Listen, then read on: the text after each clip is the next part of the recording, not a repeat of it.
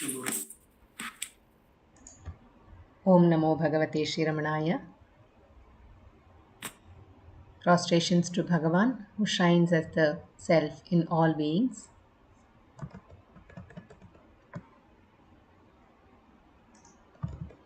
We begin today's satsang with a prayer by Srimati Sapna Ganesh, which will be followed by the chanting of Muktaka trayam by Sri Nandakumarji.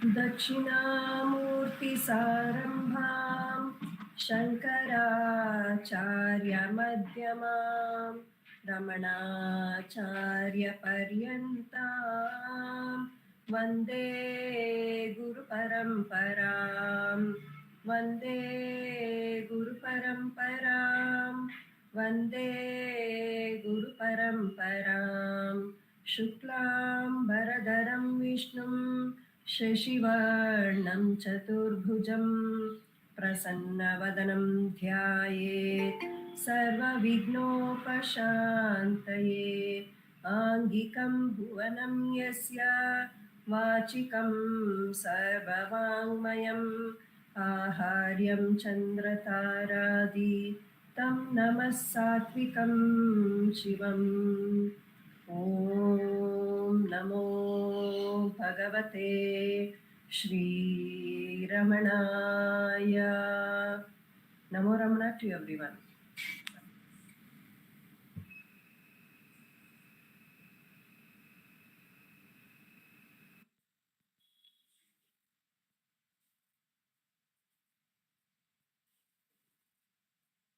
Ekam aksharam nirantaram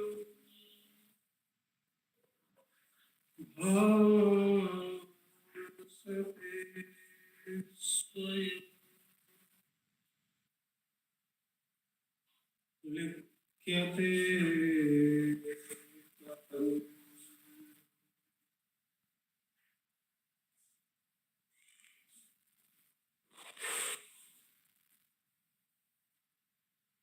hridaya kuharamadhi kevalam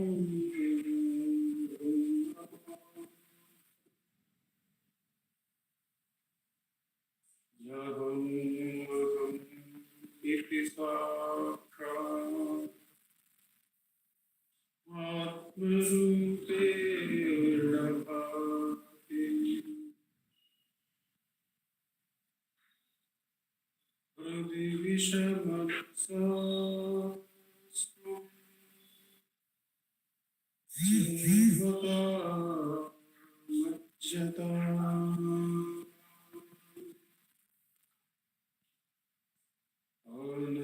अनचलनरोधा आत्मनिष्ठो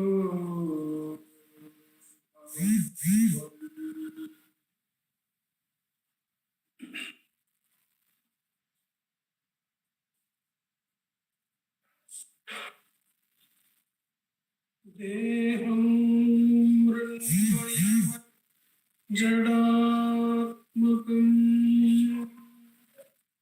अहं बुद्धिर्न तस्यास्त्यतो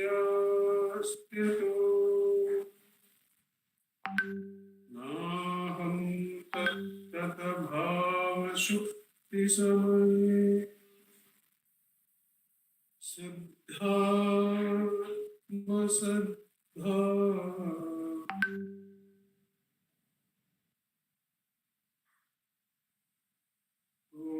ओहं भावयुतः कुतो रघियते दृष्टात्मनुष्टात्मना सोहं स्फूर्तितया अरुणाचल शिवः पूर्वं विभावये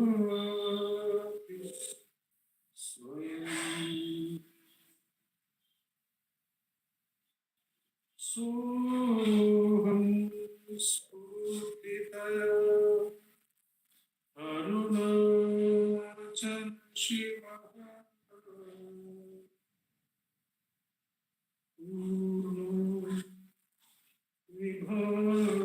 विभाति स्वयं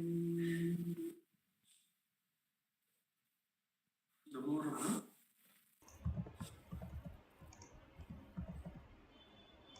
Namo Ramana.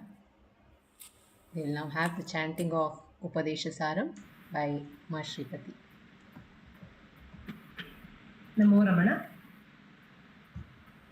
वायुरोधनात् क्रियते मना जालपक्षिवद्रोदसाधनम् चित्तवायवाश्चित्क्रियायुताः शाकयोर्द्वयी शक्तिमूलका लयविनाशने उभयरोधने लयगतं पुनर्भवति नोऽमृतम् प्राणबन्धनात् लीनमानसम् एकचिन्तना नाशमेत्यद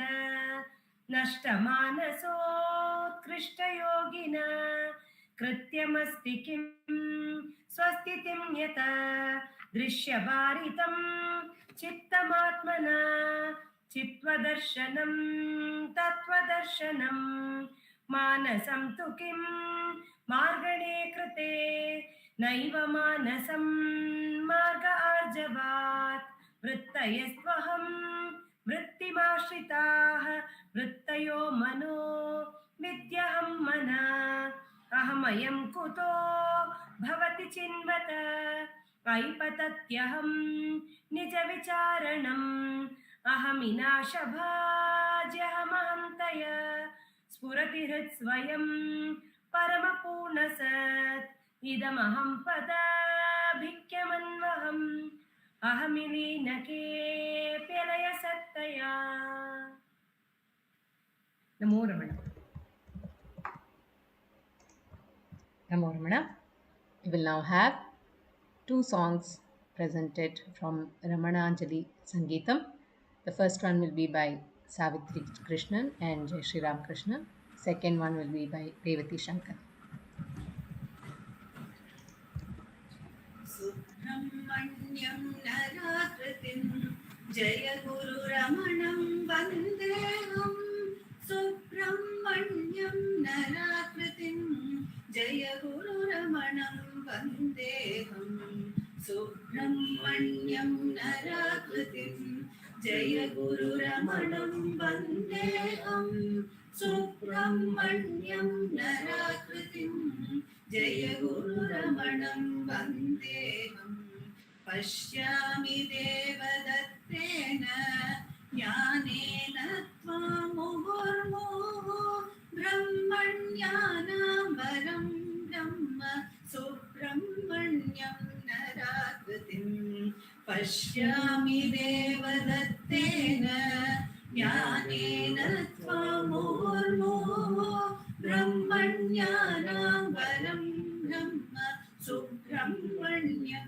नराकृतिं सुब्रह्मण्यं नराकृतिं जय गुरुरमणं वन्देऽहं सुब्रह्मण्यं नराकृतिं जय गुरुरमणं वन्देऽहं न त्वं स्वामि गिरौ नाथ न त्वं क्षणिकपर्वते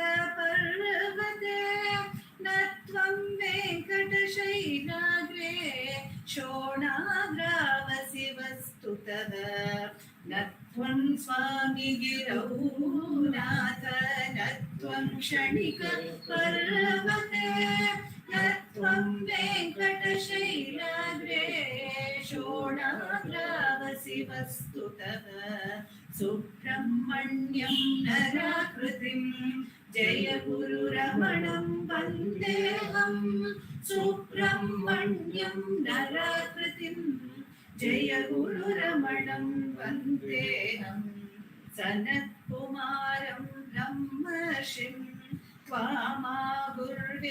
त्वामाहुर्वेदवेदिनः आगमानां तु वेत्तारः सुब्रह्मण्यं सुरर्षभं सनत्कुमारं कुमारं ब्रह्मर्षिं त्वामाहुर्वेदवेदिनः आगमानां तु वेत्तारः सुब्रह्मण्य सुरर्षभं सुब्रह्मण्यं नराकृतिं जय गुरुरमणं वन्देऽहं सुब्रह्मण्यं नराकृतिं जय गुरुरमणं वन्देऽहं केवलं नामभेदोऽयं व्यक्तिभेदो न विद्यते सनत्कुमारस्कन्दश्च पर्यायौ तव तत्त्वतः केवलं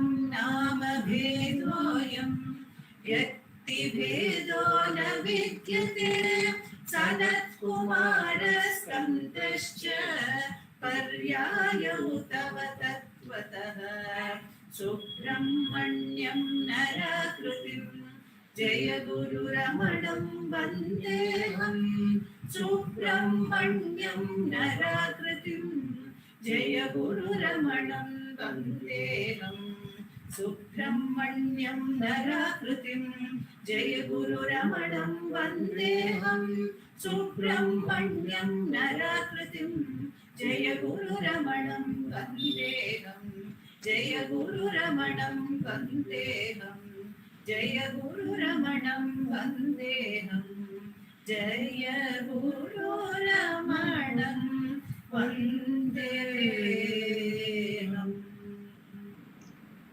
ॐ नमो भगवते श्रीरमणाय। Om Namo Bhagavate Shri Ramanaya. Lord Subramanya came to this earth for giving jnana to everybody. Whoever was born in his rule got jnana. Likewise, Bhagavan Shri Ramana Maharshi has come onto this earth to give us jnana. Whoever comes under his presence, whoever is pulled by his presence, gets the ultimate state. It is sure, if we have faith, one or the other day he will take us to that state. That state which doesn't have hunger, which doesn't have sleep, which doesn't have happiness or sorrow, which doesn't have anger, which doesn't have disgust, which doesn't have anything other than pure bliss, pure joy. And that place which will never get us back to this world, which will never get back to this cycle of birth and death. He will take us to that place one day, says Sadhu Om Swami. I present to you the Kannada translation of this song.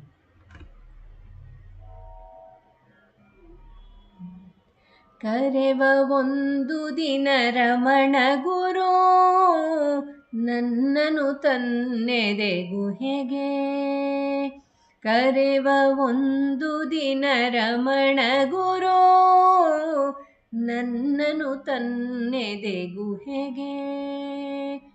ನೋಡಿಯು ವರ್ಣಿಸಲಾಗದ ಸುಂದರ ದರ್ಶನ ದೊರೆಯುವ ತಾಣಕ್ಕೆ. ನೋಡಿಯು ವರ್ಣಿಸಲಾಗದ ಸುಂದರ ದರ್ಶನ ದೊರೆಯುವ ತಾಣಕ್ಕೆ. ಕರೆವ ಒಂದು ದಿನ ರಮಣ ಗುರು ನನ್ನನು ತನ್ನೆದೆ ಗುಹೆಗೆ. ಹಸಿವುದಾಹಗಳೇ ಇಲ್ಲದ ಸ್ವಾರ್ಥ ದ್ವೇಷ ತಮಸಲ್ಲದ. ಹಸಿವುದಾಹಗಳೇ ಇಲ್ಲದ ಸ್ವಾರ್ಥ ದ್ವೇಷ ತಮಸಲ್ಲದ. ಎಲ್ಲೆಲ್ಲಿಯೂ ಶ್ರೀರಮಣನ ಮೌನದ. ಎಲ್ಲೆಲ್ಲಿಯೂ ಶ್ರೀ ರಮಣನ ಮೌನದ ಕೊಳಲು ನುಡಿವ ಕೇವಲ ಪದಕ್ಕೆ, ಕೊಳಲು ನುಡಿವ ಕೇವಲ ಪದಕ್ಕೆ, ಕರೆವ ಒಂದು ದಿನ ರಮಣ ಗುರು ನನ್ನನು ತನ್ನೆದೆ ಗುಹೆಗೆ. ನಿತ್ಯ ಕನಸು ಎಚ್ಚರ ಇರದ ಜ್ಞಾನ ಸೂರ್ಯ ಹೊಳೆಯುವ ಕಡೆಗೆ, ನಿತ್ಯ ಕನಸು ಎಚ್ಚರ ಇರದ ಜ್ಞಾನ ಸೂರ್ಯ ಹೊಳೆಯುವ ಕಡೆಗೆ, ಮೈ ಮನವಿಲ್ಲದ ಅನಂತ ಭಾಗ್ಯದ, ಮೈ ಮನವಿಲ್ಲದ ಅನಂತ ಭಾಗ್ಯದ ಜೀವನದಲ್ಲಿ ಜೊತೆ ಬಾಳಲಿಕೆ, ಜೀವನದಲ್ಲಿ ಜೊತೆ ಬಾಳಲಿಕೆ, ಕರೆವ ಒಂದು ದಿನ ರಮಣ ಗುರು ನನ್ನನು ತನ್ನೆದೆ ಗುಹೆಗೆ.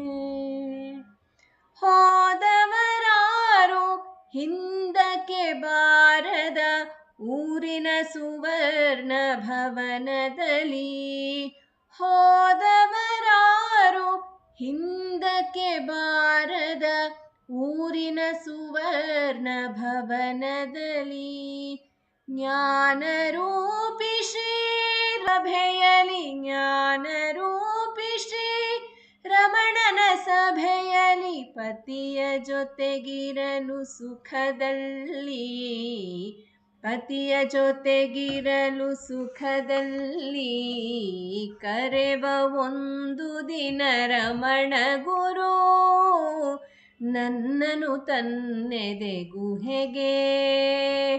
ನೋಡಿಯು ವರ್ಣಿಸಲಾಗದ ಸುಂದರ ದರ್ಶನ ದೊರೆಯುವ ತಾಣಕ್ಕೆ, ಕರೆವ ಒಂದು ದಿನ ರಮಣ ಗುರು ನನ್ನನು ತನ್ನೆದೆ ಗುಹೆಗೆ.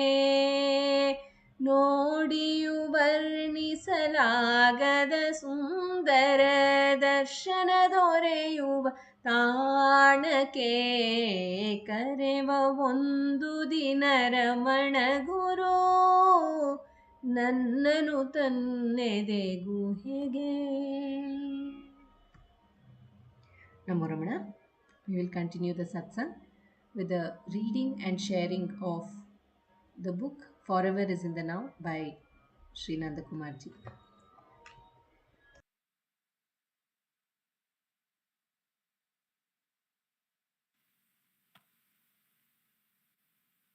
Namo Ramana.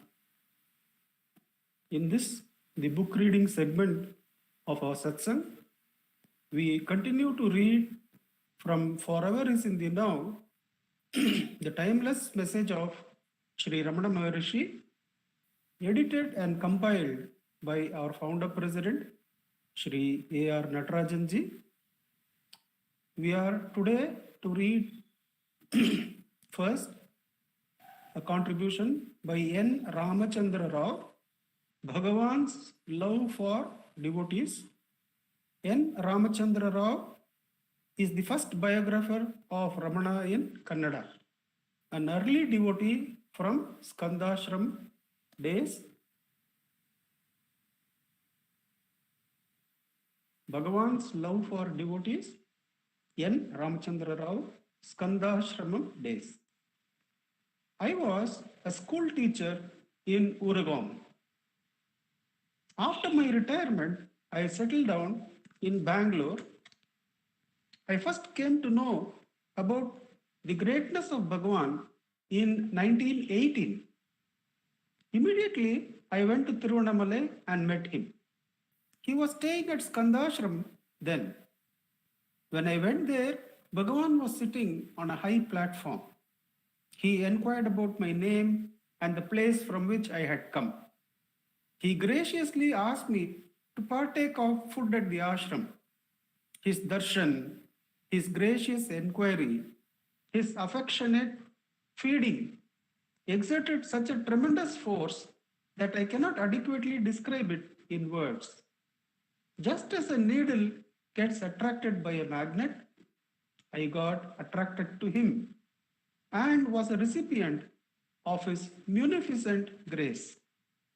Thereafter, until Bhagavan's Mahasamadhi, I used to visit and stay with him whenever I got an opportunity. I would also render whatever service I was capable of.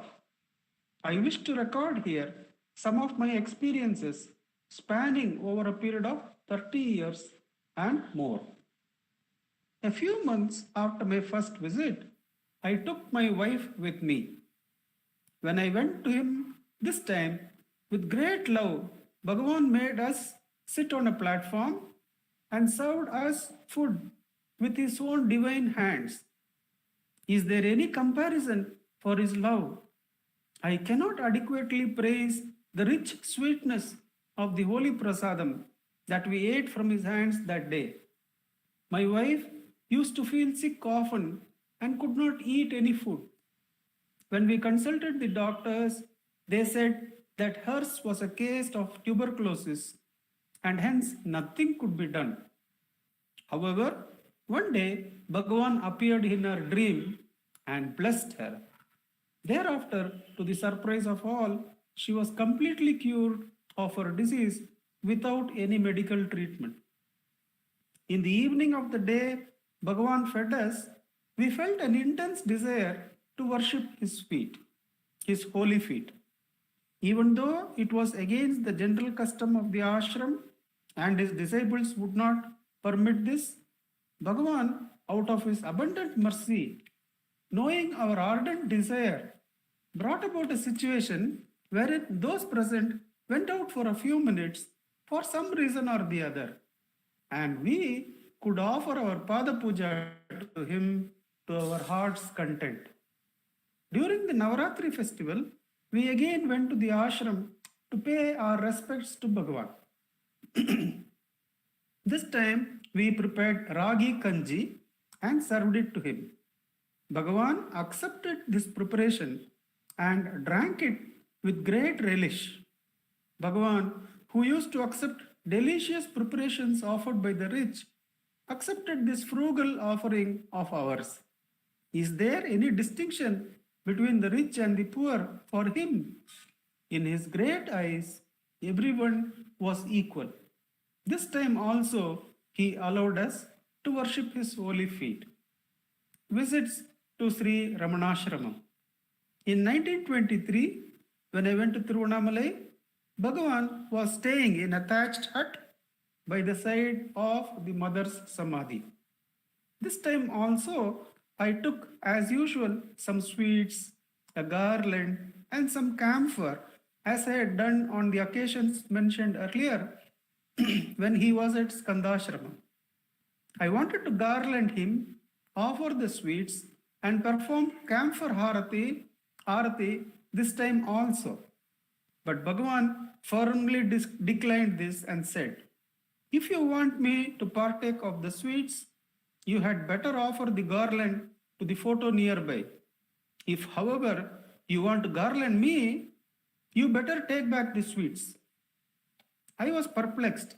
Finally, I garlanded his photo and waved the camphor light to it.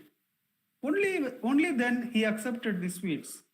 It looked as though Bhagavan indicated by this that such a traditional worship to him was not necessary henceforth in view of the increasing number of visitors. In those days, Bhagavan and the ashramites used to get up as early as 4 in the morning and attend to the work of cutting vegetables for the day's cooking. During such times, Bhagavan used to tell the people around him about the incidents in his early life. Many a time, he would go to the kitchen and grind the idli paste and chutney. He would distribute the chutney to all of us around him and inquire from us about its taste. Is he not compassion personified? It may not be wrong to say that for serving Bhagavan, my being an Ayurvedic physician was of great help. Bhagavan used to walk up the hill every day for a stroll after his lunch and breakfast. The sharp stones there would hurt his tender feet. As soon as he returned from the stroll on the hill, I would apply on his feet a soothing balm I had with me. Even though he did not like such personal service, he did not object. Maybe because of this, I was called a doctor by Bhagavan. Once, S. Shamanna, financial controller, government of Mysore, who had come from Bangalore, fell ill, vomiting a number of times and was lying in the ashram dispensary. The same evening, I went to the ashram from Bangalore for Bhagavan's darshan. On seeing me, Bhagavan said, Shamana has come from Bangalore. It looks as though he is not well. Go and see him. Immediately I went there and treated him by giving him some medicine.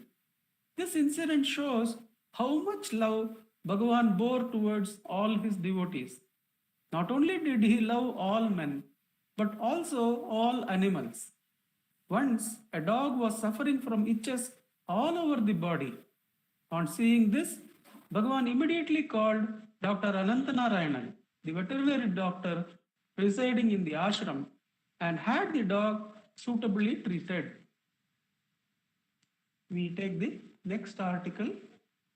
With the Sage of the Holy Hill 1 by Dileep Kumar Roy. The introduction to Dileep Kumar Roy. Roy Dileep Kumar is the author of books including Kumbha, 6 Illuminators of Modern India, a long-time inmate of Aurobindo Ashram. We go to the article. With the Sage of the Holy Hill, Part 1, Dileep Kumar Roy. Ramana was suddenly drawn to Arunachala Hill in 1886 when he had just turned 16. With just 3 rupees in his pocket, he left his home and parents and everything a man holds dear. He did not even know the way, but somehow arrived there with literally just what he wore, trusting entirely to the mercy of his heart's Lord, Arunachala Shiva. He arrived at the temple and went straight to the sanctum of the Lord, and with tears coursing down his cheeks, said, I have come at your call, Lord. Accept me and do with me as you will. I'll repeat that. He arrived at the temple and went straight to the sanctum of the Lord, and with tears coursing down his cheeks, said, I have come at your call, Lord. Accept me and do with me as you will. Thereafter, he lived ever immersed in the bliss of Samadhi.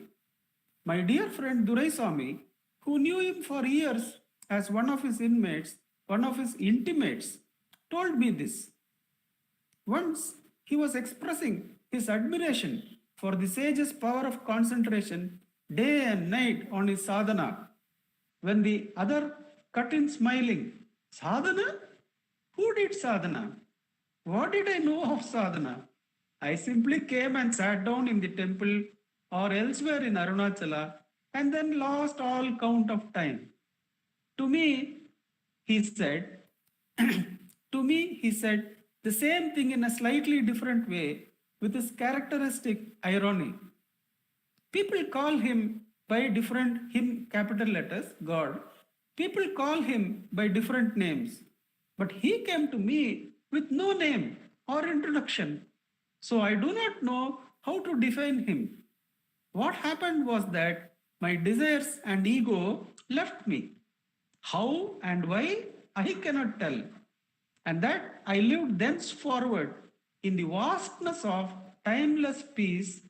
Sometimes, he added with a smile, I stayed with closed eyes sometimes, and then when I opened them, people said that I had come out of my blessed meditation. But I never knew the difference between no meditation and meditation, blessed or otherwise. I simply lived a tranquil witness to whatever happened around me, but was never called upon to interfere. I could never feel any urge to do anything except to be, just be. I see that all is done by him and him alone. Though we, poor puppets of Maya, feel ourselves important as the doers, authors, reformers of everything. It is the ineradicable ego, the I-ness in each of us, which is responsible for the perpetuation of this Maya with all its attendant sufferings and disenchantments. What then is the remedy? I asked. The author asks Bhagavan, what then is the remedy to this Maya play where everybody is a mere puppet but does not know it and feel themselves to be a great doer? What then is the remedy? Just be, answered Bhagavan. Delve down into that which only is. For when you achieve this, you find that am I. There is and can be nothing else than that. When you see this, all the trappings of Maya and make-believe fall off, even as the worn-out slough of a snake. So what is the solution Bhagavan gives? What is the remedy to this Maya? Just be, he answered. Delve down into that which only is. For when you achieve this, you find that am I. There is and can be nothing else than that.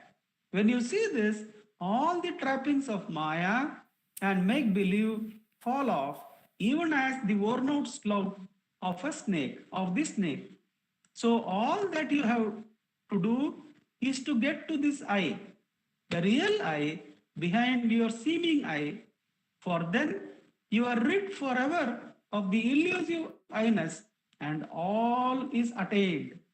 Since you stay thenceforward at one with that which is you, that is all. We have nothing to do then. Why? You have done the greatest thing, the only thing that is worth doing. And when you have done this, you may rest assured, all that has to be done will be done through you. The thing is, he added, not to worry about doing, just be, and you will have done all that is expected of you. Now I'll repeat that because Bhagavan is giving the key to how work will be done once we have surrendered completely to that which is. We have to do nothing then. Why? You have done the greatest thing, the only thing that is worth doing. And when you have done this, you may rest assured that all that has to be done will be done through you. The thing is, he added, not to worry about doing, just be. You will have done all that is expected of you. That is all very well, I demurred.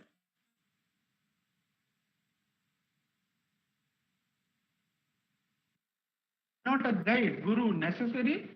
Or are you against Guru Vad, the Guru principle? Bhagavan, why should I be against Guru Vad? He smiled. Some people evidently need a Guru. Let them follow him. I am against nothing except the ego, the I-ness, which is the root of all evil. Rend this and you land pat in the lap of the one reality, that the one solvent of all questionings. Bhagavan, I'll repeat that. Bhagavan, why should I be against Guru Vad? He smiled. Some people evidently need a Guru and let them follow him. I am against nothing except the ego, the I-ness, which is the root of all evil. Rend this and you land pat in the lap of the one reality, that the one solvent of all questionings. Dileep Kumar Rai continues, but why then don't you come out and preach this great message? I asked. For most people, you will agree, do not even know there is this I-ness to be got rid of. He gave me, Bhagavan gave him, he gave me again that quizzical smile, tinctured with his characteristic irony. Then he turned grave and asked, have you heard of the saying of Vivekananda that if one but thinks a noble selfless thought, even in a cave, it sets up vibrations throughout the world and does what has to be done. What can be done? Have you heard of the saying of Vivekananda that if one thinks a noble selfless thought, a single noble selfless thought, even in a cave, it sets up vibrations throughout the world and does what has to be done? What can be done? I nodded, but forgive me if I presume to ask whether it is being done in a tangible way. The author doesn't leave. He is asking whether Bhagavan is tangibly helping. He gave me a quizzical smile. Listen, a spiritual seeker used to attend religiously the lectures of a great pulpit orator and feel thrilled by all that he heard from day to day.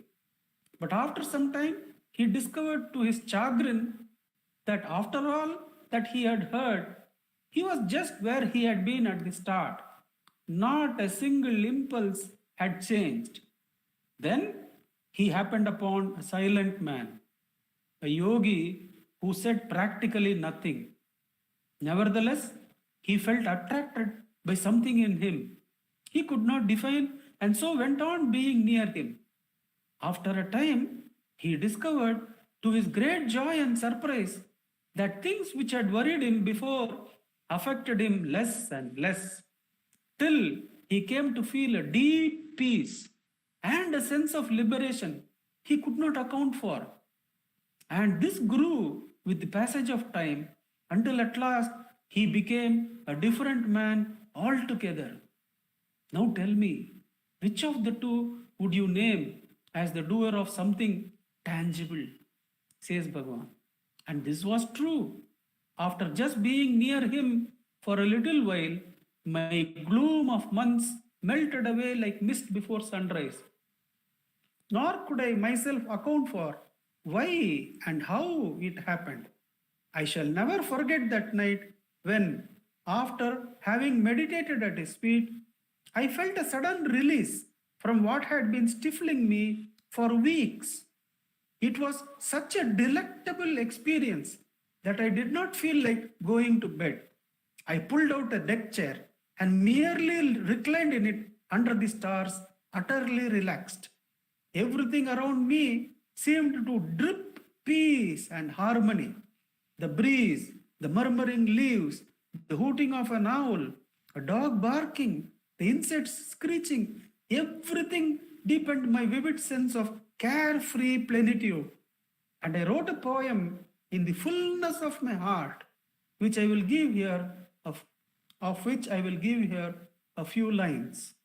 You came in a pauper's garb and stayed to teach. You came in a pauper's garb and stayed to teach the world what only a beggar could impart. You came in a pauper's garb and stayed to teach the world, teach that world what only a beggar could impart, and offered a kingdom we could never reach by all our science, philosophy, and art, and offered a kingdom we could never reach by all our science, philosophy, and art. You came in a pauper's garb and stayed to teach that world what only a beggar could impart, and offered a kingdom we could never reach by all our science, philosophy, and art. Someday a light shall dawn, and then we will know what you came to give, O a king incognito. Someday a light shall dawn, and then we will know what you came to give, a king incognito. You came in a pauper's garb and stayed to teach that world what only a beggar could impart, and offered a kingdom we could never reach by all our science, philosophy, and art. Someday a light shall dawn, and then we will know what you came to give, a king incognito. Om Namo Bhagavate Shri Ramanaya. Namo Ramana. Namo Ramana. We'll now have self-enquiry session, which will be led by Shri Dileep Simha.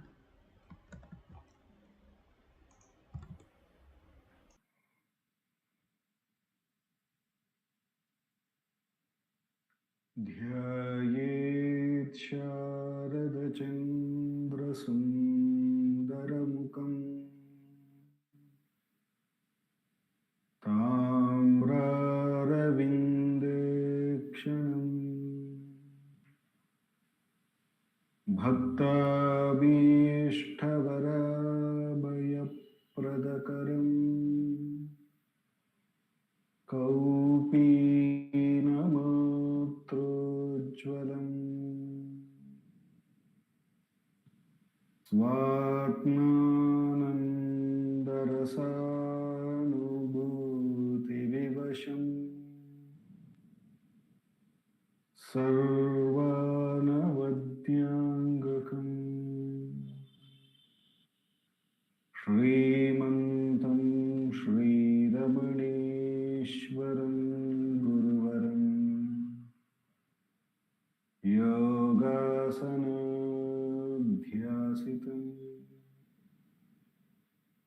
ध्यायेत् श्रीरमणेश्वरम्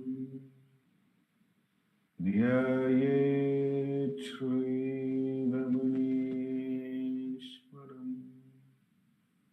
ध्यायेत् श्रीरमणेश्वरम्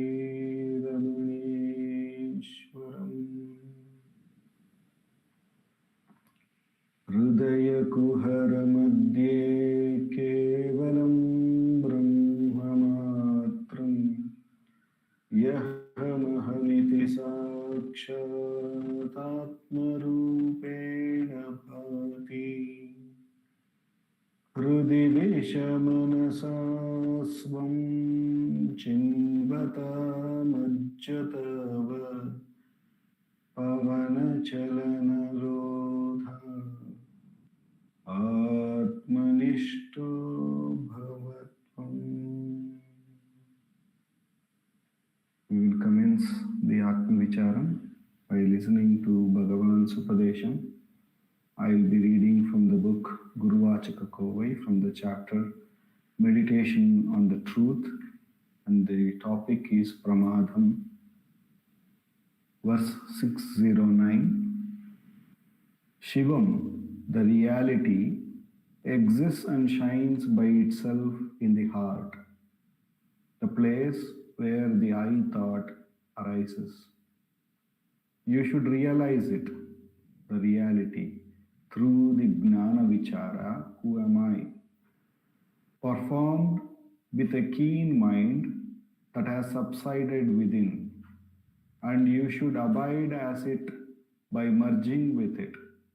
Instead, to fall away from it, the self, is the error of the mind that is known as pramada, forgetfulness of the self. I repeat, Shivam, the reality, exists and shines by itself in the heart, the place where the I thought arises. You should realize it through the Jnana Vichara, who am I, performed with a keen mind that has subsided within, and you should abide as it by merging with it. Instead, to fall away from it, the self, is the error of the mind that is known as pramada, forgetfulness of the self. Here, Bhagavan is giving us the Upadesham as a devotee, what we need to do. Either with effort, we should hold on to the self, or if the mind has subsided within, effortlessly it is in touch with the self, we should continue to remain in that state of being one with the self. Everything else is pramada, and everything else is the mischief, the error of the mind, says Bhagavan here. And therefore he is telling us as sadhakas what is expected, that is to ever abide, to ever remain one with the self. Apart from that, everything else is pramada, and pramada means mrityu. It is the birth and the death. It is the birth of the individual notion and therefore there is also the feeling of being, subjected to death. So, either with effort, Bhagavan says, with the inquiry, Gnana Vichara, who am I? Or effortlessly, if the mind has subsided, we should continue to stay one with the self. With the immense grace of Bhagavan, if there is a thought, a pramada that rises, we should diligently inquire to whom is this? Recognize it is for me, the I. And Bhagavan says, where this I thought rises, it rises from the self. Therefore, by inquiring, who am I? We are taken back to the heart, to that Shivam, which alone is. And either with this effort, or if without effortlessly, if we can remain in that state, either way, we should continue to have the self-abidance. With the immense grace of Bhagavan, with which alone we have come to this most direct path. For the next 10 minutes, let us do Atma Vichar.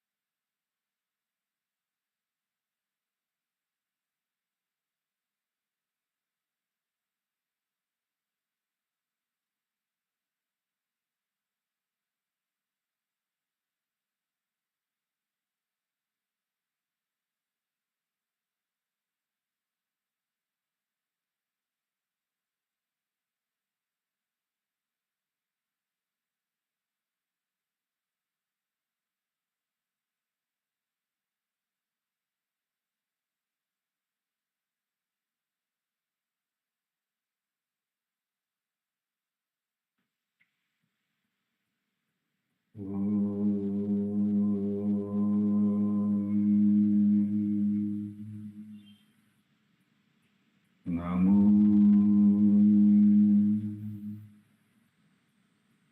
Bhagavate Shri Ramanaya.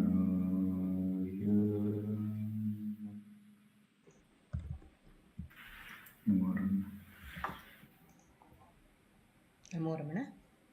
We will now have the sharing of Guru Stuti by Sri Venkatesh Deshpande ji.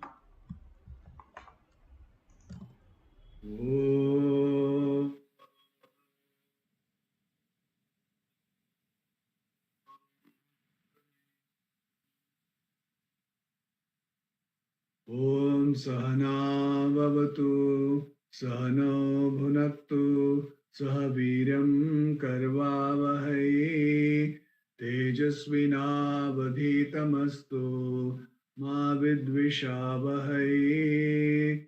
Om Shanti Shanti Shanti.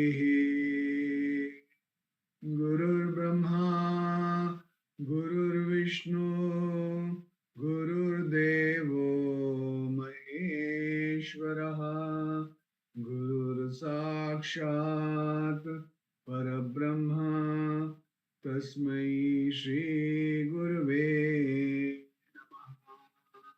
Dhyanamoolam Gurormurtihi Pujamulam Gurorpadam Mantramulam Gurorvakyam Mokshamulam Gurorkripa. Namo Ramana. We're doing manana on Guru Stuti, and We have completed up to the verse number 4. I'll do a quick recap what Bhagavan has said. That truth which the wise realize as a self, the residuum left over on withdrawing from external objects. That is the truth which, after generating the fundamentals and entering the world, lies hidden beneath the 5 sheaths. Third, just as wild horses are broken in by whipping and stabling them, so also the unruly senses, straying away from objects, are lashed by the whip of discrimination. The fourth, the truth has been ascertained by the wise to be the substratum which is different from the waking, dream, and deep sleep states. And thou, that thou art. So we will do manana on the verse number 5. I request Sapna to kindly chant the verse. Sure, sir. पुरुष एवेदमित्यादिवदेषु सर्वकारणतया यस्य सर्वात्म्यं हाटकस्येव मुकुटादितादाम्यं सरसमाम्नायते तत्त्वमसि तत्त्वम् पुरुष एवेदमित्यादिवदेषु सर्वकारणतया यस्य सर्वात्म्यं हाटकस्येव मुकुटादितादाम्यहं सरसमाम्नायते तत्त्वमसि तत्त्वम्. Thank you, sir. Thank you, Sapna. The Vedas declare all this is the Atman, with the view to show that all this effect world has no existence apart from their cause, the Atman.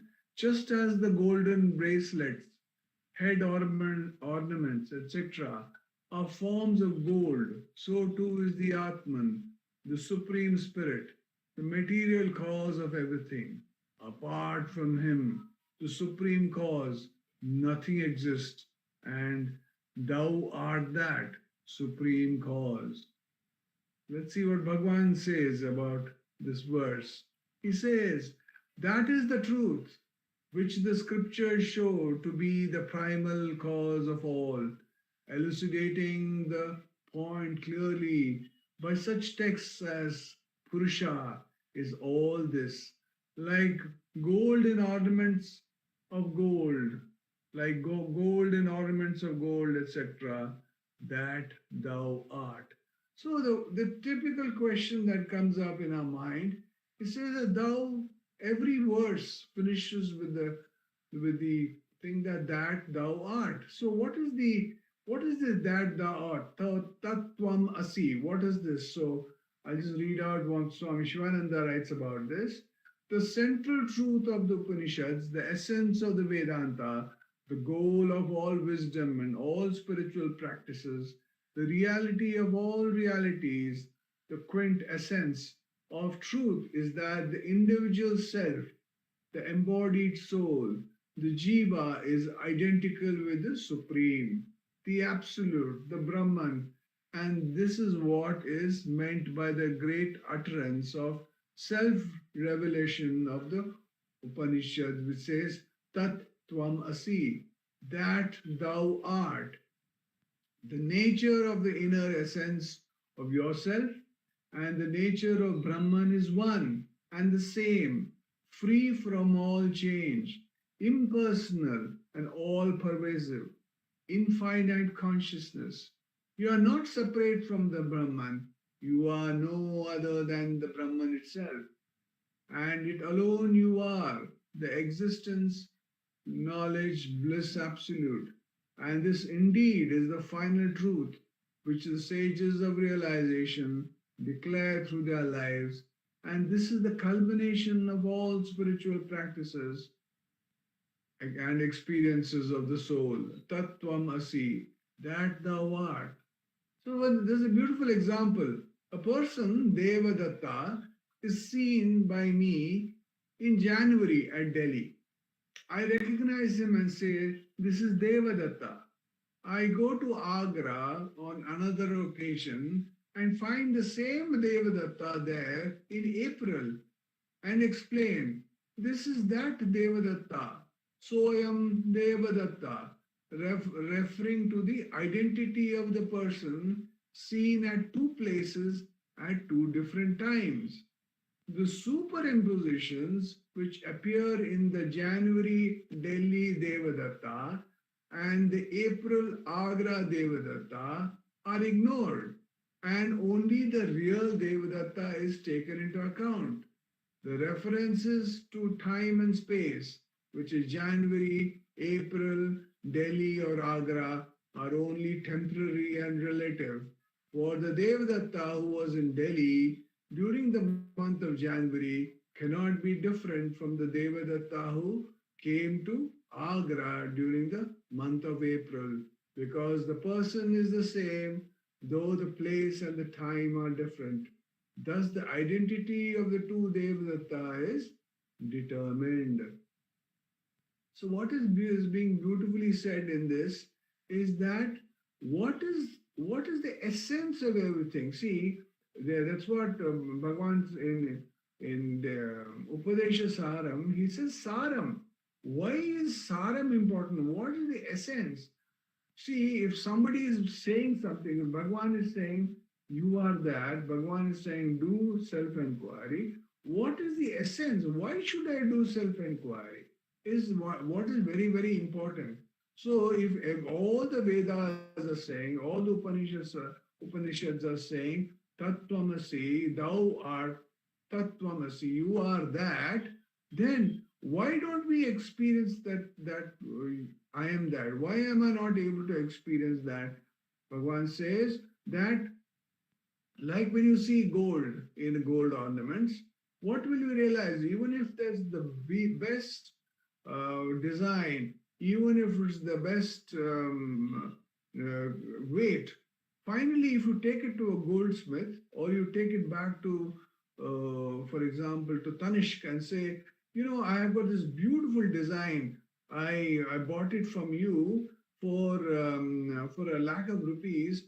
Now I want to melt this and make another new design. What will Tanishq do? Tanishq will actually put it on the weighing machine. Tanishq salesperson will not look at the design and say, oh, such a beautiful design. I will pay 10, 15, 20% premium for that. No, he or she is going to go and put the necklace on the weighing machine and say, oh, this is 20 grams of gold. Finally, what's important? The gold. The gold is most important. It's not what the gold has become. Whether gold has become a ring, whether it's become a necklace or whatever it's become, it doesn't matter. Finally, that's what it is. So that's what Bhagavan is trying to tell us through this verse. That through these verses that we have been listening to and we have been doing manana on, that is the truth, which the scriptures show to be the primal cause of all. That means what? The unmanifested consciousness has manifested as all this whole world. It is like the gold has manifested as all those different ornaments. But finally, what is the gold ornaments? Gold ornaments is nothing but gold. Exactly the same thing. The manifest world is nothing but the consciousness. But why are we not able to see it? Why do we, whenever we see a necklace, why do we see the design? Why don't we see the gold behind the necklace? We don't see that. That is because the way we look at things is different. We just have to change our angle of perception. That's all needs to be done. In our sadhana, we have to change our angle of perception, and then we will try to say, hey, what's the reality of Venkatesh? Is this the body? No, the body is made up of the 5 elements. The 5 elements are there behind. They are there behind this physical body that you see. But do we see the 5 elements? We don't see the 5 elements. But that is the reality.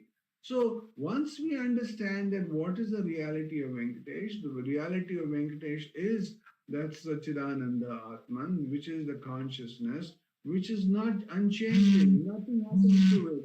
And that is, yeah, if we really understand that, then what happens? We always try to be with the truth. We will always try to be with what is the Saram. That's what Bhagavan is saying. That is the truth. The scriptures say to show the primal cause of all, illustrating the point clearly, such texts as Purusha is all this.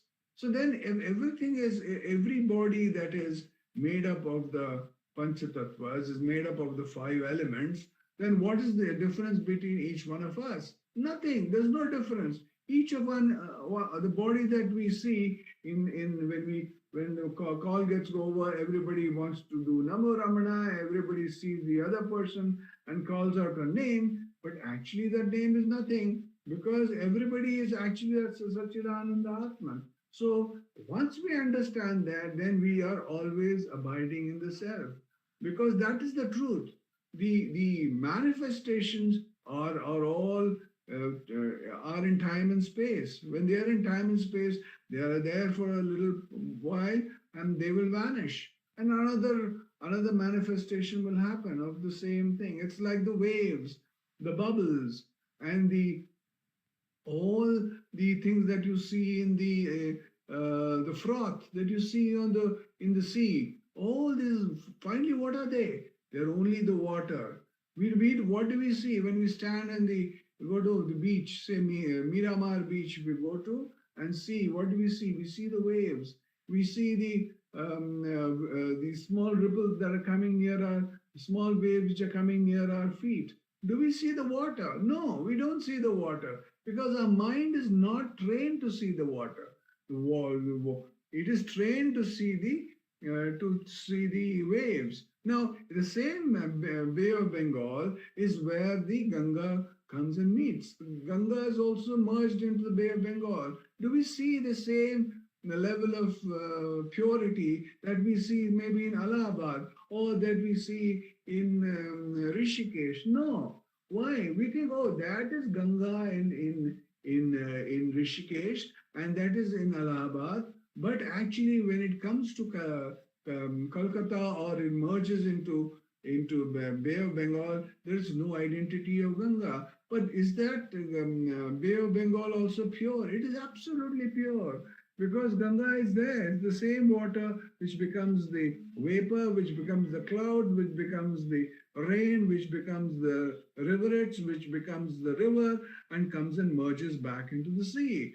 So the point really is if we just change our angle of vision, if we just change the way we look at things, then we'll realize the reality of everything. Bhagavan says in this thing, Purusha is all this. Like God, like gold in ornaments of gold, etc., thou art that. So if we really want to really understand who we really are, we have to keep doing self-enquiry.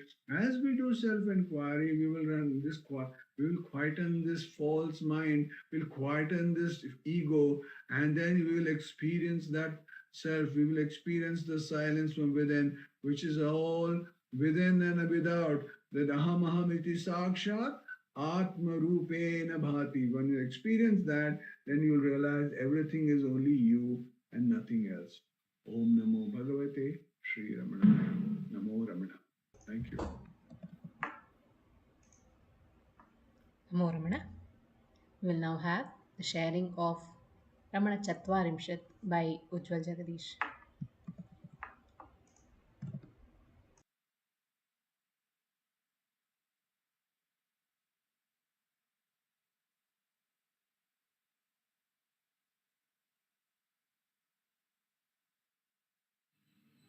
Om Namo Bhagavate Sri Ramanaya. We are meditating on the verses from Ramana Chatvarimshat written by Ganapati Muni, and these have been compiled in this format, and the title Ramana Chatvarimshat has been given by Bhagavan Ramana himself. And we are meditating on the 20th verse where Ganapati Muni says, Duram याति कुवाद धर्मवृषते नेत परं पंगुताय दुर्भ्रान्ते भुवनं जहिः परितो वर्धस्व संसत्सतां सोदर्येण समन्वितो भुवमिमां प्राप्तो गुरुग्राह्मणीः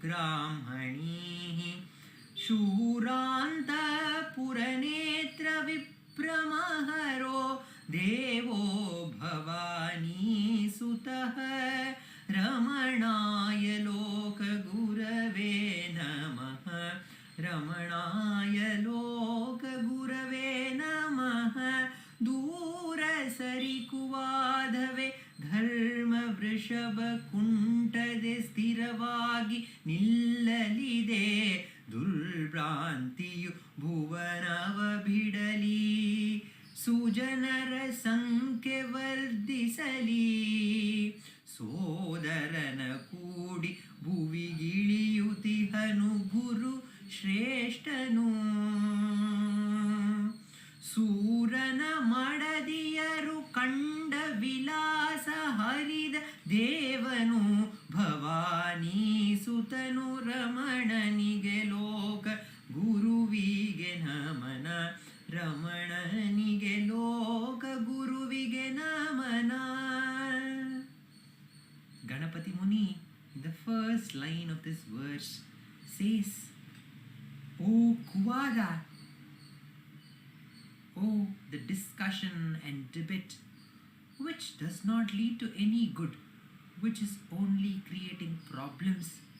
The time has come for you to go away very, very far, because Ramana is coming to this earth and Ramana is going to re-establish Shanti and he is going to re-establish Dharma, so that the Dharma Vrishabha, the bull of Dharma, which was standing in 4 legs in Satya Yuga, and later in the next Yuga, Treta Yuga, was only standing on 3 legs. And in the next Yuga, Dwapara Yuga, it is told that Dharma Vrishabha was only standing on 2 legs. And in Kali Yuga, it is told that Dharma Vrishabha is standing only on 1 leg with great difficulty, and it is limping and it has become lame. Ramana is going to come and reinstate the power of that Dharma Vrishabha, and Dharma Vrishabha is again going to stand on all its 4 legs, says Ganapati Muni in this verse. When we remember of the great avataras, all the avataras, as Krishnacharya says in Bhagavad Gita, yada yada hi dharmasya glanir-bhavati bharata abhyuttanam adharmasya tadatmanam shrujamyaham. Whenever the dharma wanes, I will appear again and again to destroy adharma and reinstate dharma. The Bhagavad Gita starts with the word Dharma Kshetre Kurukshetre, and G. Kameshwarji says that the first word in the Bhagavad Gita is Dha and the last word is Ma. So if you put it together, it is Dharma, and that is the essence of Bhagavad Gita. And Bhagavad Gita was told us to tell us what is the right duty that one needs to do. And Bhagavan Ramana has come to reiterate this and to tell us and to show us what is true dharma is. He has come to remind us that the best service and the right action that we can do is to know ourselves, because knowing ourselves is the fruit of every action. For the one who desires the highest, the paramount duty, the paramount dharma is to get back into our own true nature. And by getting back to our own true nature, we are actually serving the whole world. That is the best service that we can do to the whole world. Remembering of this lame Vrishaba, which is again being filled with the power to stand on its own legs. I remember the story of a lame monkey in Arunachala.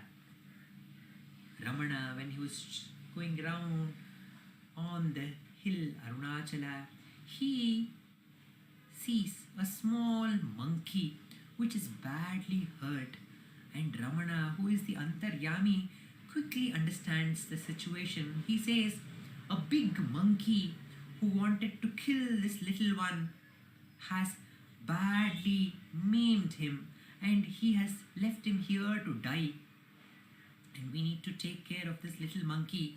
And when Ramana was about to carry that monkey, the devotee stopped and told Bhagavan, don't touch this monkey, because if human beings touches a monkey, then the monkey group may not accept them back. Ramana told, we need to take care of this. We can't leave this monkey in this situation. And they took him to the ashram, and he was taken care well. And that Nondi monkey grew up to be a healthy and strong monkey. He was a favorite inmate of the ashram when Ramana was staying at Skandashram. And Ramana, while discussing with the other devotees who knew all the rules and regulations of the monkeys, he told that Nondi can go back and become the Raja of he's a rightful Raja, because that big monkey would have maimed him to get the power. So he is the rightful Raja. He can go back and become the Raja of his group of monkeys if he wishes for it. The monkeys have the power to do tapasya. And he tells of one story that there was this one monkey which was chased away by the ministers, strong ministers. He was chased away, the king was chased away. That king monkey went into the forest and it performed penance for 2 weeks. And later, when he came back to his group, seeing the power and the glorious brilliance that was coming out of this monkey king, the ministers were trembled, and they offered the position of the king back to that monkey. So the monkey have the power to perform penance, and Nondi, if he wishes, can become the Raja, was the blessing that Bhagavan gave. And in the same way, Nondi would have performed penance, and he came to Skandashram back with his monkey group to get his coronation done. But that day, he saw that there was nobody in the ashram. They all had gone on Girivalam. So the Nondi was very, very disappointed. And in that disappointment, they had broken off the branches and the leaves in this Skandashram, and they had left. And when the devotees came, they were shocked what had happened. And later, Ramana had told, this is Nondi's work, but there should be some reason. Ramana, who understands the reason behind every action. So he understood that, and the next day, when a great feast was brought by Echammal, and the guest had come, and who was the guest? It was the Nondi Maharaja with his Ranis, the queens, and his family had come to see Bhagavan Ramana after being the Raja, and he got his coronation done, and the feast of that coronation in the presence of Bhagavan Ramana. The lame monkey Nondi Paye became the Raja of that group of monkeys. Similarly, the Dharma Vrishaba and each one of us who are lame in one way or the other, Ramana has come back to tell us that each one of us have the potential of becoming the Raja of this whole universe. He says in Ashtakam, we have the power to become the Lord of this universe if we turn back through tapasya and understand our own true nature. understand from where this I thought is arising, and by merging at its source, we can become the king of the world and Dharma can be reinstated. Om Namo Bhagavate Sri Ramanaya.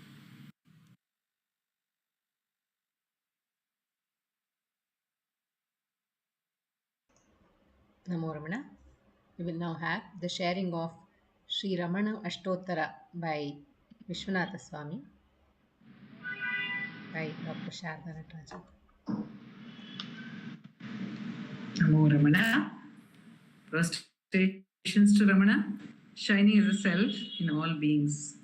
By the immense grace of the self manifest as Ramana, we are meditating on the namas, the names of Bhagavan as given by Vishwanatha Swami in Ramana Ashtottaram. And we are meditating on the name Pituradeshata Shona Shailam Praptaya Namaha.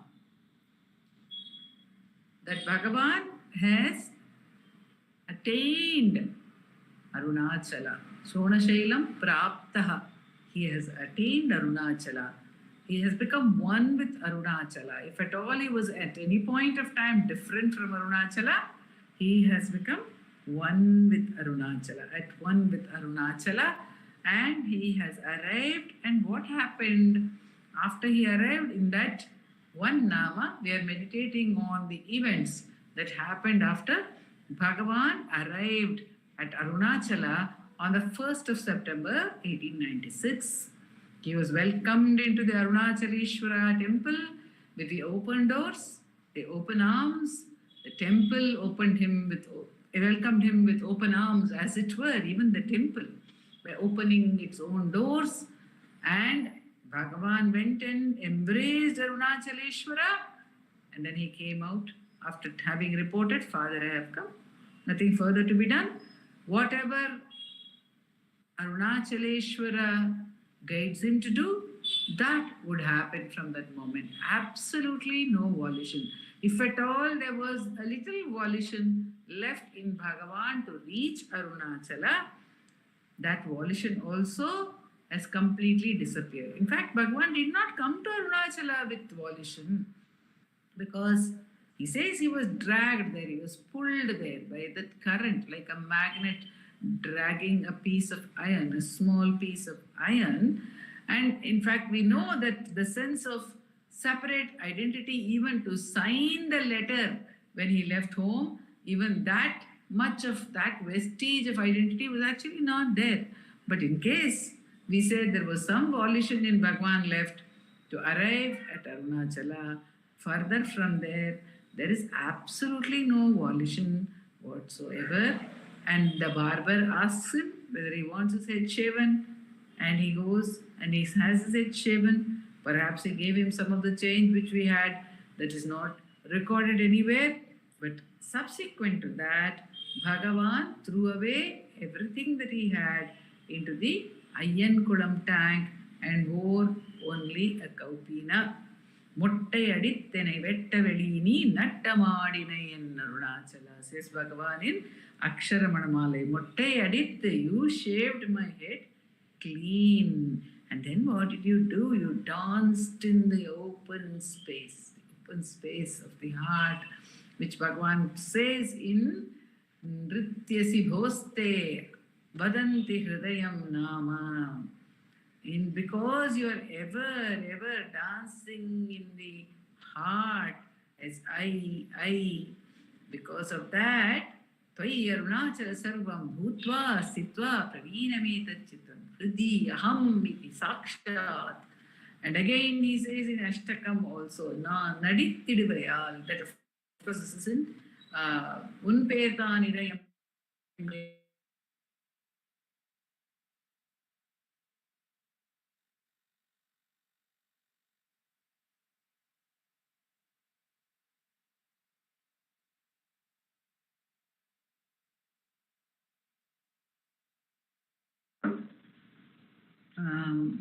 As the heart you dance, he says in that in the Ashtakam verse where he talks about getting that experience of the self. Then he says, when you inquire into the truth of your own nature, there you are dancing as I, where the dance of stillness. Achalama nadamidum. There he says, you are dancing the dance of stillness in the hall of the heart, in that chit sabha of the heart. So Bhagavan is saying, in this vastness, there is nothing left. There's nothing left. And Bhagavan has thrown away everything. We wonder about the actions of a jnani. Actually, the whole story of Bhagavan, in a way, 54 years after enlightenment, staying in the body, for whose sake? It is only for the sake of the devotees, for the whole universe to become liberated. As Ujwal has also highlighted, it is because as the Muni has declared, now no more adharma in the world. Now no more any difficulties, no more any false arguments. Everything has to take to its heels. All negativity has to take to its heels. And what did Bhagavan receive for himself that day from Arunachala? If we look at that, he threw away everything. He didn't keep. We can understand that he didn't keep the money. We can understand that he didn't keep his clothes. But a question comes, why did he throw away that which was offered to him with devotion? Muruganar Swami, in his very first composition on Bhagavan, Deshika Padigam, he says, Poonmadi aninda kutilamum maraitu, Kulanayanatayum maraitu, Manmadu aninda Malarkaramudalai, Yavayum maraitu yeninum, Manmudalore, Alita Pangila, Midatinai Maritidum Arahu. You have hidden Kunmandi Anida, you have the matted locks with the crescent moon. You have hidden the third eye. You have hidden the Ganga, you have hidden everything. But is it right on your part to have hidden the blue throat which saved all the beings? That Kanta, that Neela Kanta, why did you hide? Which is Mal Mudalore. It has saved all the beings, the gods, the asuras, the living beings. Everyone, every being has been saved because you drank that poison. So that your blue throat is a symbol of that protection of yours. So we always wonder, when the devotion is not accepted, apparently is it not accepted by Bhagavan? That is not the case. But then we thought that it could be because the Bhagavan had already given more than himself to Muthu Krishna Bhagavatar and his wife. That could be one of the thoughts. That is only a poetic explanation. Again, another for Mananam can be, it comes in the Ramayana when Anjaneya is doing that great huge quantum leap, that leap across the ocean. When he is leaping across, there is this mountain, a small mountain which rises up from the sea. That mountain says, I am a friend of your father's. So you take rest. For a moment you take Mainaka Parvata. Mainaka says, take rest on me for a moment. You get renewed strength to go ahead. Just take rest. And while commenting about this, Kameshwar says, in our journey back to the self, in our journey of self-enquiry, which is a quantum leap, there will be some well-wishers who say, don't strain yourself so much. You don't have to do this much of self-enquiry. You don't have to strain so hard to get back to the self. Just take a small break and then you can continue with renewed vigor. But those are well wishers. They are not the obstacles which come on the path. Those are different. The obstacles which Anjaneya faces. There are the asuras, there are the suras, there is Surasa, there is Simmika, there are so many. But here is a friend. Here is a family friend. Here is a dear one who is offering something. Should Anjaneya take it? But he says, no, not until I have attained my purpose will I rest anywhere. So even that which is offered by the dearest ones, the great ones who have renounced, Adi Shankara had to dupe his own mother and take sannyasa and go away. For what purpose? Because it was for the welfare of the world. So nothing, not even a single thought about the dearest one, those who have given love, those who have not given love are all equal. There is no weighing, there is no rising of the mind to weigh anything whatsoever. This is given by a dear one. This is money which is not dear. There is no weighing at all. There is no rising of the mind in that young boy, Venkatraman, in that young child, 16-year-old child, Venkatraman. There is no rising of any thought to discriminate between one object and another object. All are the same. They are all possessions. They are all to be equally thrown away. So they are all thrown away. And what does Bhagavan receive from Arunachala? What does he ask for? He doesn't ask for anything at all. Often when we practice self-enquiry, Nandakumarji says that when we isolate the I thought from the other thoughts, then and hold it steady, if attention is held steadily on the I thought, then there will be the experience of the Aham Spurana. The Aham iti sakshat Atma Rupena Bhati, which Venkatesh also often quotes, that Aham Spurana will be experienced. And then he says, don't ask for anything from that Spurana. Don't ask for anything. So nothing is asked for by this young boy, not even the need to have a bath, the customary bath. The thoughts come. See, because he's grown up in a particular background, he has a particular way of life, he has lived a particular way of life till that moment. So naturally there is a flow of thoughts sometimes with reference to an external situation. And that one of those thoughts is that, yes, I have shaven my head, now I should have a bath. But then he thinks, why a bath for this body? And he moves ahead. And then just one cloud appears above his head and bathes him before he re-enters the temple. And then it starts raining in Tiruvannamalai. It rains and it rains. And this young boy, for Tiruvannamalai, yes, this is the much sought after relief. Bhagavan recalls this incident when the 50th year, the golden jubilee of his arrival at Tiruvannamalai was celebrated on the 1st of September 1946. 1946, 50 years after his coming to Tiruvannamalai. Bhagavan objected to the celebration of his Jayanti by the devotees. He accepted because they said it is for us. But Bhagavan did not object to the celebration of the 50th year of his arrival at Tiruvannamalai. Such is his love for Arunachala that he sees it as his real birth, as his real, the real moment of joy in his life.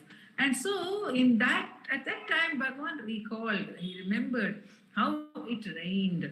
It rained, and he said, for several days thereafter, it rained.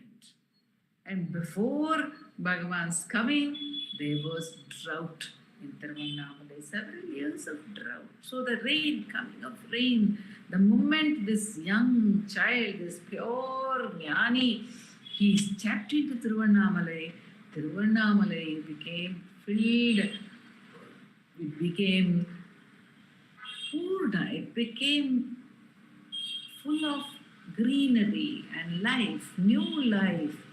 The lushness of the hill came back into place. We hear that when Apita Kuchamba, when she came, when Devi came to Arunachala to do tapas, we hear about it in Arunachala Mahatmyam. It is said that before her coming also, there was drought in Arunachala. But when she came, it is said, it is not said that it rained. It is said that the whole of Arunachala, all the trees, all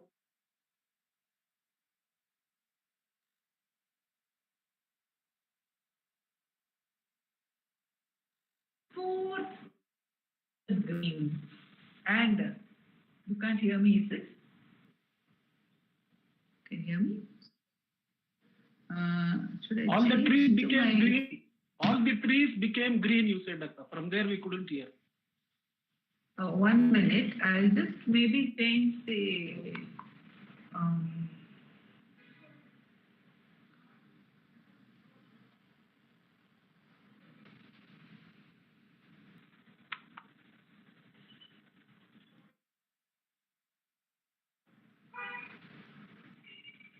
Hello?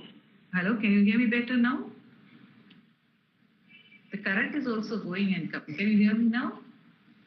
Yeah. So I said that they just broke into blossom. Actually, when Apita Kuchamba came to Tiruvannamalai, the entire ground, the earth, which had been dry with drought, it just sprouted. The grass sprouted. The trees broke into blossom, they say, when mother came. But of course, Bhagavan, he was the king of the Sahaja.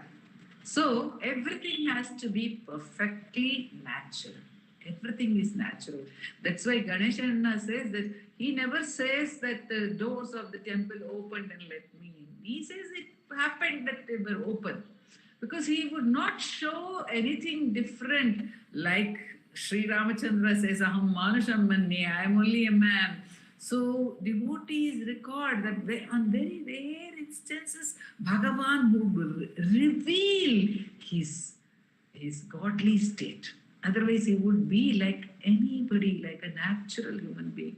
So here, the earth did not break into lush green, the trees did not break into blossom just by Bhagavan stepping in, but it rained. It rained for several days, making Arunachala lush green. Now Arunachala has become green most of the time of the year because of the afforestation and all that. But we have seen when we were young, Arunachala without the green, very barren, absolutely brown, rock-like. And then when the rains would come, then how Arunachala would break into, the whole hill will become green. And that sort of, it's like the karuna of the hill. From the rockiness, where the coming forth of the green, the coming of the rain is the downpour of karuna. And in our dance drama, Ramana Leela, thinking about this rain, it is like the downpour of the Ganga onto the earth, like Bhagirath bringing down the Ganga on earth.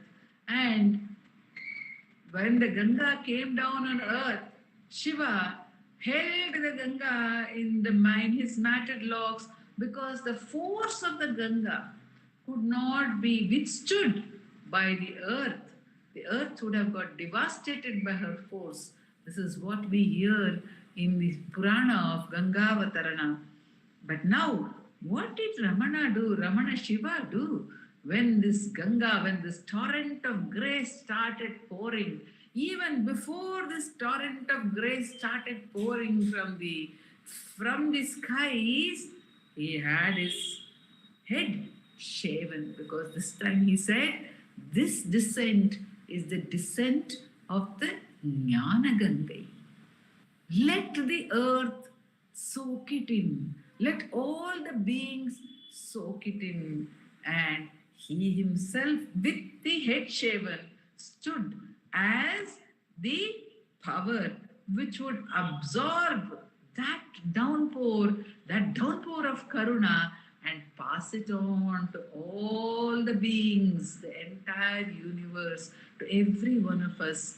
That downpour of Karuna was going to be passed on from Bhagavan, and therefore he took that downpour with bare body, with a shaven head, bare body that day. He was cold, he says. He felt cold. First day he is without clothes, and even now when it rains in Tiruvannamalai, it can be cold.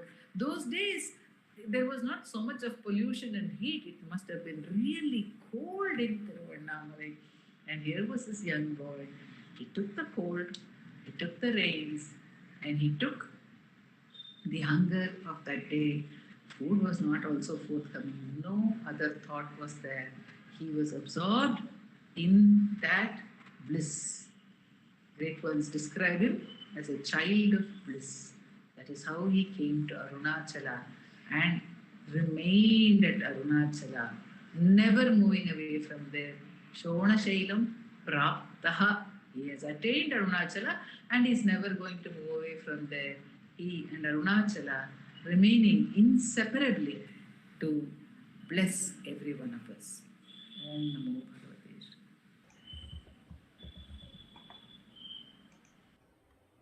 Namo Ramana. We will now have the chanting of Aksharamanamalai. Arunachala Shiva, Arunachala Shiva, Arunachala Shiva, Arunachala. Arunachala Shiva, Arunachala Shiva, Arunachala Shiva, Arunachala. அருணாச்சலமென அகமே நினைப்பவரகத்தை வேறறுப்பாய் Arunachala. அழகு சுந்தரம் போலகமும் நீயுமுற்று அபின்னமாயிருப்போம் அருணாச்சலா. அகம் புகுந்தீர்த்துன் அககுகை சிறையாய் அமர்வித்ததென் கொல்லருணாச்சலா. ஆறு காவனை ஆண்டனை அகற்றிடில் அகிலம் பழித்திடும் அருணாச்சலா. இப்பழி தப்புனையே நினைப்பித்தாய் இனி யார் விடுவார் அருணாச்சலா. ஈன்றிடும் அன்னையிற் பெரிதருள் புரிவோய் இதுவோ உனதருள் அருணாச்சலா. உன்னையே மாற்றி ஓடாதுளத்தின் மேல் உறுதியாயிருப்பாய் அருணாச்சலா. ஊர் சுற்றுளம் விடாதுன்னை கண்டடங்கிட உன்னழகை காட்டருணாச்சலா. என்னை அழித்திப்போதெனை கலவாவிடில் இதுவோ ஆண்மை அருணாச்சலா. ஏன் இந்த உறக்கம் என்னை பிறர் இழுக்க இது உனக்கழகோ அருணாச்சலா. ஐம்புல கள்வர் அகத்தினில் புகும்போது அகத்தில் நீலையோ அருணாச்சலா. ஒருவனாம் உன்னை ஒழித்தவர் வருவார் உன் சூதே இது அருணாச்சலா. அருணாச்சல சிவ அருணாச்சல சிவ அருணாச்சல சிவ அருணாச்சலா. அருணாச்சல சிவ அருணாச்சல சிவ அருணாச்சல சிவ அருணாச்சலா. அருணாச்சல சிவ அருணாச்சல சிவ அருணாச்சல சிவ அருணாச்சலா. அருணாச்சல சிவ அருணாச்சலா. அருணாச்சல சிவ Arunachala. Namo Ramana. We will conclude today's satsang with the Ashtottara puja to Bhagavan. The Ashtottara puja will be done by Dileep Simha at his altar. The Ashtottaram will be chanted by Revathi Sankar and Uma and Ashwini.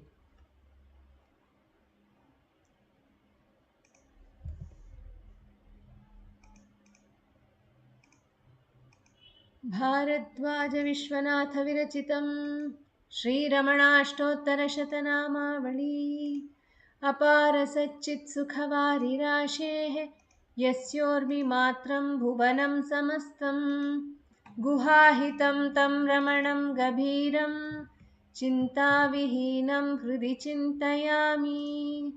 ॐ महासेन महोंशेन जाताय नमः। ॐ श्रीरमणाय नमः। ॐ गुरवे नमः। ॐ अखण्डसंविदाकाराय नमः। ॐ महौजसे नमः। ॐ कारणोद्भवाय नमः। ॐ जगद्धितावताराय नमः। ॐ श्रीभूमिनाथस्थलोस्थिताय नमः। ॐ पराशरकुलोत्तंसाय नमः। ॐ सुन्दरार्यतपःफलाय नमः। ॐ कमनीयसुचारित्राय नमः। ॐ सहायाम्बा सहायवते नमः। ॐ शोणाचलमहोलीनमानसाय नमः। ॐ स्वर्णहस्तकाय नमः। ॐ श्रीमद्द्वादशान्तमहास्थले लब्धविद्योदयाय नमः। ॐ महाशक्तिनिपातेन प्रबुद्धाय नमः। ॐ परमार्थविदे नमः। ॐ तीव्राय नमः। ॐ पितृपदान्वेषिणे नमः। ॐ इन्दुमौळिना पितृमते नमः।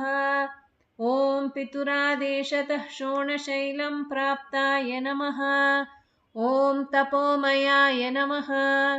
ॐ उदासीनाय नमः। ॐ महायोगिने नमः। ॐ महोत्साहाय नमः। ॐ कुशाग्रधिये नमः। ॐ शान्तसङ्कल्पसंरम्भाय नमः। ॐ सुसन्दृशे नमः। ॐ सवित्रे नमः।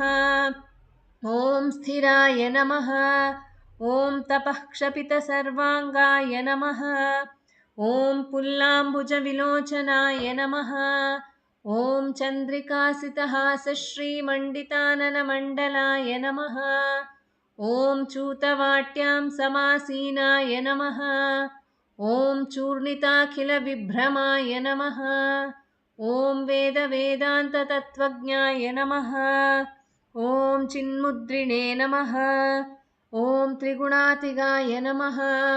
ॐ विरूपाक्षगुहावासाय नमः। ॐ विराजदचलाकृतये नमः। ॐ उद्दीप्तनयनाय नमः। ॐ पूर्णाय नमः। ॐ रचिताचलताण्डवाय नमः। ॐ गम्भीराय नमः। ॐ परमाचार्याय नमः। ॐ सुप्रसन्नाय नमः। ॐ अभयप्रदाय नमः। ॐ दक्षिणास्यनिभाय नमः। ॐ धीराय नमः। ॐ दक्षिणाभिमुखाय नमः। ॐ स्वराजे नमः। ॐ महर्षये नमः। ॐ भगवते नमः। ॐ ईड्याय नमः। ॐ भूमविद्याविशारदाय नमः। ॐ विमलाय नमः। ॐ दीर्घदर्शिने नमः। ॐ आप्ताय नमः। ॐ ऋजुमार्गप्रदर्शकाय नमः। ॐ समदृशे नमः। ॐ सत्यदृशे नमः। ॐ सत्याय नमः। ॐ प्रशान्ताय नमः। ॐ अमितविक्रमाय नमः। ॐ सुकुमाराय नमः। ॐ सदानन्दाय नमः। ॐ मृदुभाषिणे नमः। ॐ दयार्णवाय नमः। ॐ श्रीशोणाचलहृद्भूतस्कन्दाश्रमनिकेतनाय नमः।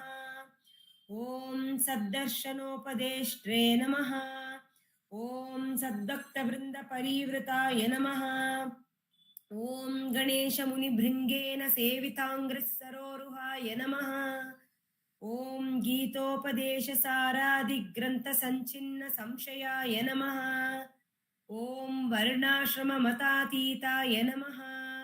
ॐ रसज्ञाय नमः ॐ सौम्याय नमः ॐ आत्मवते नमः ॐ सर्वावनिमतस्थानाम् आराध्याय नमः ॐ सर्वसद्गुणिने नमः ॐ आत्मारामाय नमः ॐ महाभागाय नमः ॐ मातृमुक्तिविधायकाय नमः ॐ विनताय नमः ॐ विनुताय नमः ॐ विप्राय नमः ॐ मुनीन्द्राय नमः ॐ पावकोज्ज्वलाय नमः ॐ दर्शनादगसंहारिणे नमः ॐ मौनेन स्वात्मबोधकाय नमः ॐ हृच्चान्तिकरसान्निध्याय नमः ॐ स्मरणात्मन्दमोचकाय नमः ॐ अन्तस्तिमिरचण्डांशवे नमः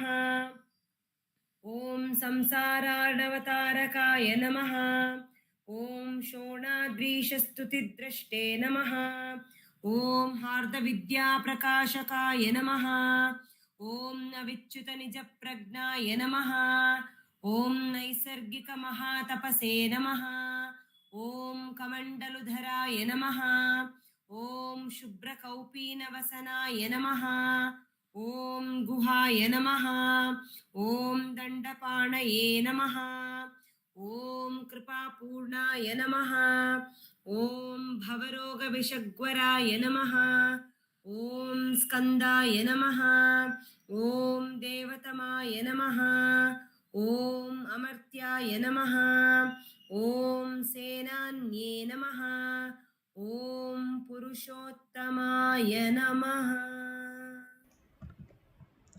ॐ श्रीरमणभगवते नमः। श्रीरमणाष्टोत्तरशतनामपूजां समर्पयामि। यस्थाणोररुणाचलस्य पदयोः स्मृत्या जनिं प्राप्य दिव्यानुग्रहसुप्रवाहविवशस्तादात्म्यभावं गतः हृन्निष्ठस्वगभीरनित्यतपसा लोकान् पुनास्येकराट् तस्मै श्रीरमणाय ते नम इदं लोकोत्तरज्योतिषे।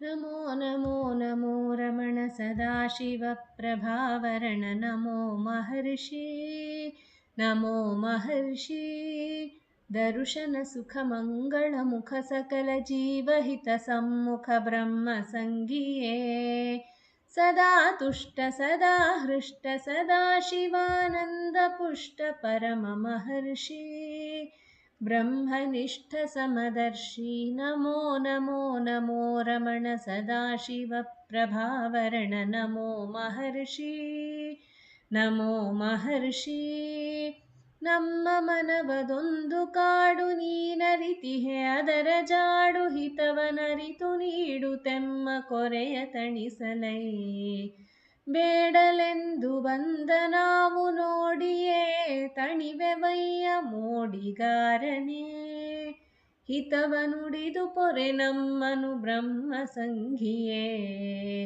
ನಮೋ ನಮೋ ನಮೋ ರಮಣ ಸದಾಶಿವ ಪ್ರಭಾವರಣ ನಮೋ ಮಹರ್ಷಿ ನಮೋ ಮಹರ್ಷಿ ನಮೋ ನಮೋ ನಮೋ ರಮಣ ಸದಾಶಿವ ಪ್ರಭಾವರಣ ನಮೋ ಮಹರ್ಷಿ ನಮೋ ಮಹರ್ಷಿ.